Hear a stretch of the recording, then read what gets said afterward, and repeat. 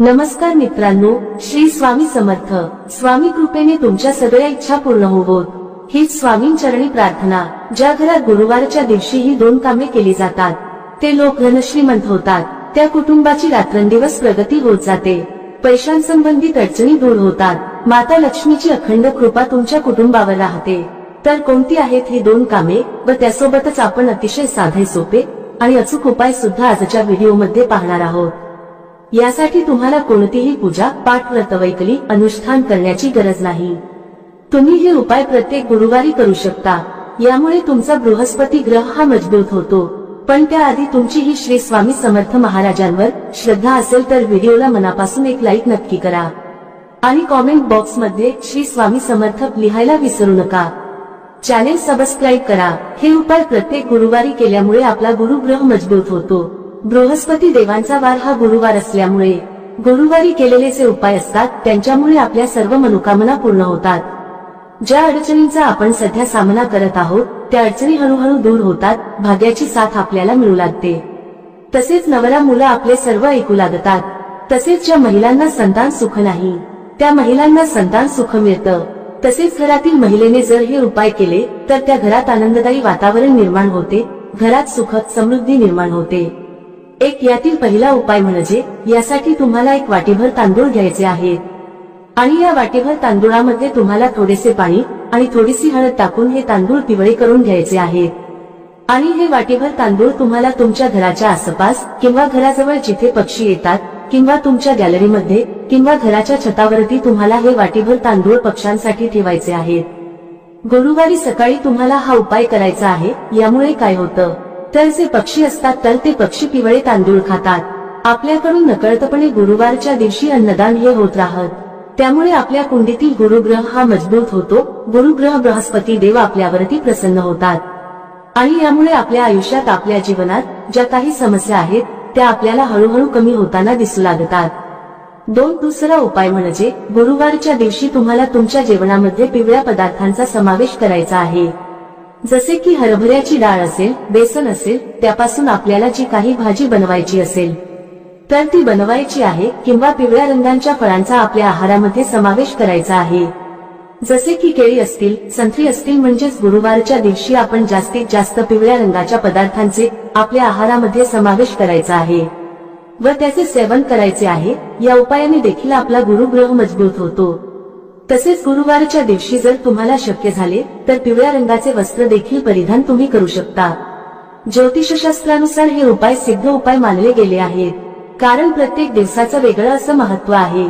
प्रत्येक दिवस हा प्रत्येक ग्रहाला समर्पित आहे. तसेच गुरुवार हा गुरुग्रहाला समर्पित आहे. त्यामुळे गुरुवारी हे उपाय केल्याने आपल्या कुंडलीतील गुरुग्रह हा मजबूत होतो आणि आपल्याला कोणत्याही प्रकारच्या अडचणी येत नाही. गुरुवारी केलेले उपाय हे पूर्णत्वास जातात. त्याच्यामध्ये कोणत्याही प्रकारचा अडथळा येत नाही. तिसरा उपाय असा आहे की तुम्हाला थोडंसं गव्हाचं पीठ घ्यायचं आहे आणि थोडंसंच बेसन पीठ घ्यायचं आहे. गव्हाचे पीठ जास्त घ्यायचे आहे आणि बेसन पीठ एक चमचाभर घेतलं तरीही चालेल. त्याच्यामध्ये थोडीशी हळद मिक्स करून याचे पीठ तुम्हाला मळून घ्यायचे आहे आणि याचा एक गोळा बनवून घ्यायचा आहे आणि त्याच्यामध्ये तुम्हाला थोडासा गूळ आणि हरभऱ्याची डाळीचे मिश्रण म्हणजे आपण जशी पुरणपोळी बनवतो त्या पद्धतीने तुम्हाला हा गोळा बनवायचा आहे आणि हा गोळा तुम्हाला गायला खाऊ घालायचा आहे. यामुळे आपल्याला गोमातेचा आशीर्वाद मिळतो. तुम्हाला तर माहितीच आहे की गोमातेच्या शरीरात 33 कोटी देवांचा वास असतो. त्यामुळे गुरुवारी जर तुम्ही असे पीठ गायला खाऊ घातले तर त्याचे खूपच असे पुण्यफळ आपल्याला प्राप्त होते. हळूहळू आपली प्रगती होत जाते आणि हे आपल्या लक्षात सुद्धा येत नाही की आपल्या आता चांगले बदल घडू लागले आहेत. तसेच ज्यांचा विवाह होण्यास अडथळा निर्माण होत आहे त्यांचा या उपायाने लवकरात लवकर विवाह होण्यास मदत होईल. विवाह योग लवकर जुळून येईल. चौथा उपाय असा आहे की गुरुवारच्या दिवशी तुम्हाला आंघोळीच्या पाण्यामध्ये चिमूटभर हळद टाकायची आहे आणि या पाण्याने तुम्हाला आंघोळ करायची आहे. तसेच घरातील ज्या ज्येष्ठ व्यक्ती आहेत किंवा तुम्ही ज्यांना गुरु मानता त्यांना तुम्हाला गुरुवारच्या दिवशी आवर्जून नमस्कार करायचा आहे. त्यांचे आशीर्वाद तुम्हाला घ्यायचे आहेत. यामुळे तुमच्या कुंडलीतील गुरुग्रह मजबूत होतो. तसेच घरातील महिलेने गुरुवारच्या दिवशी आपले केस कधीही धुवू नयेत. गुरुवारच्या दिवशी केस धुतल्याने आपला गुरुग्रह हा कमकुवत होतो. त्यामुळे गुरुवारच्या दिवशी केस कधीही धुवू नयेत. जर तुम्हाला खरोखरच गुरुवारच्या दिवशी केस धुणे आवश्यक असेल तर तुम्ही आंघोळीच्या पाण्यामध्ये थोडेसे कच्चे दूध टाकून आपले केस धुवू शकता. पाचवा उपाय असा आहे की गुरुवारच्या दिवशी तुम्हाला एका तांब्याच्या कलशामध्ये पाणी घेऊन त्यामध्ये तुम्हाला थोडेसे कच्चे दूध मिक्स करून तसेच त्यामध्ये थोडीशी चिमूटभर हळद देखील टाकायची आहे आणि हे पाणी तुम्हाला तुळशीला अर्पण करायचे आहे. यामुळे भगवान विष्णू आणि माता लक्ष्मी तुमच्यावरती प्रसन्न होतील आणि भगवान विष्णू आणि माता लक्ष्मीचा आशीर्वाद तुमच्यावरती कायम राहील.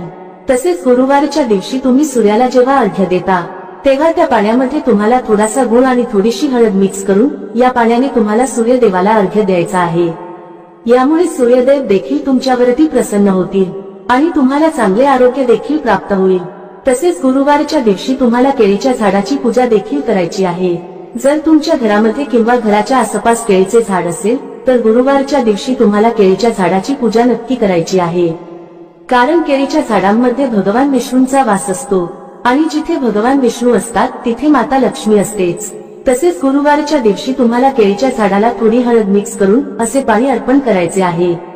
यामुळे सुद्धा भगवान विष्णू आणि माता लक्ष्मी प्रसन्न होतात आणि त्यांचा आशीर्वाद आपल्यावरती कायम राहतो. घरात सुखद समृद्धी राहते आणि ज्या काही अडचणी असतात त्या अडचणी हळूहळू कमी व्हायला सुरुवात होते. तसेच गुरुवारच्या दिवशी तुम्हाला थोडीशी हळद आणि चंदन मिक्स करून त्याचा टिळा आपल्या कपाळावरती लावायचा आहे. यामुळे सुद्धा भगवान विष्णू प्रसन्न होतात आणि गुरुग्रह हा मजबूत होतो. गुरुवारच्या दिवशी थोड्याशा पाण्यात हळद मिक्स करून हे पाणी तुम्हाला तुमच्या घरामध्ये शिंपडायचे आहे.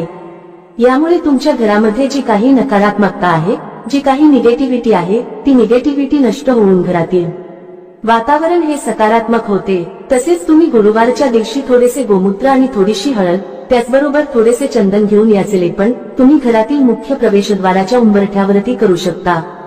हळदी आपल्या घरामध्ये नकारात्मकता प्रवेश करून देत नाही. त्याचबरोबर हळद ही माता लक्ष्मीला देखील आकर्षित करते आणि माता लक्ष्मीचा आपल्या घरामध्ये प्रवेश होतो आणि त्यामुळे घरामध्ये सुखद समृद्धी नांदते. व्हिडिओमध्ये सांगितलेल्या उपायांपैकी तुम्हाला जे उपाय शक्य आहेत ते गुरुवारच्या दिवशी नक्की करा. सर्वच उपास केले पाहिजेत असे काही नाही. जे उपाय तुम्हाला शक्य आहेत तो उपाय तुम्ही गुरुवारच्या दिवशी नक्की करा. आणि सर्वात महत्त्वाचं म्हणजे वरील उपायापैकी कोणताही उपाय जरी केला तरी तुम्हाला पुण्यफळाची प्राप्ती होते. तसेच ते सर्व उपाय केल्यामुळे आपल्याला पुण्यफळाची प्राप्ती होते आणि आपल्या सर्व अडचणी हळूहळू दूर होतात. तरीही तुम्हाला सर्वच उपाय करणे शक्य नसेल तर सर्वात अगोदर जो उपाय सांगितलेला आहे पिवळे तांदूळ घेऊन ते पक्ष्यांना खाऊ घालणे, तर यामुळे मुक्या जीवांना तुम्हाला खाऊ घालण्याचे पुण्य पदरात पडेल आणि तुमच्या घरातील ज्या काही समस्या आहेत, ज्या काही अडचणी आहेत त्या हळूहळू नक्की दूर होतील. घराची प्रगती होईल, घरात समृद्धी येईल, मुलांची प्रगती होईल, आपल्या पतीचे प्रगती होईल. या सेवा महिलांनी केला तर चांगलंच आहे, पण जर पुरुषांनीही केल्या तरी सुद्धा काहीही हरकत नाही. जर तुम्हाला हा माहितीपूर्ण व्हिडिओ उपयुक्त वाटला असेल तर व्हिडिओला एक लाईक नक्की करा आणि कॉमेंट बॉक्स मध्ये श्री स्वामी समर्थ नक्की लिहा. चॅनेल सबस्क्राईब करा. धन्यवाद. श्री स्वामी